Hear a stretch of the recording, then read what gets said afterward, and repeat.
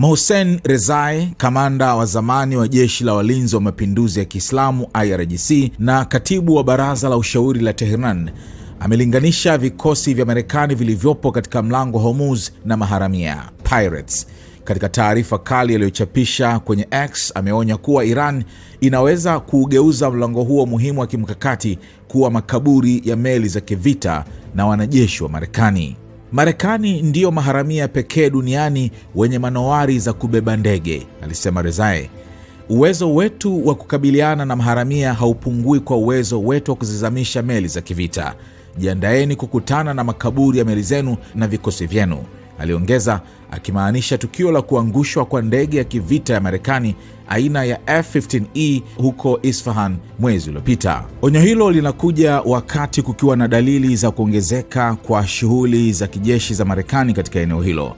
Taarifa kutoka huduma ya kufuatilia ndege ya Flight Radar 24 zinaonyesha ongezeko lisilo la kawaida la safari za ndege za kijeshi za Marekani, hasa kutoka Ulaya kuelekea Mashariki ya Kati. Ndege nyingi zilizotumwa ni za mizigo ya kijeshi aina C-17A Globemaster 3 zenye uwezo wa kubeba hadi tani 77 za vifaa na takriban wanajeshi 100.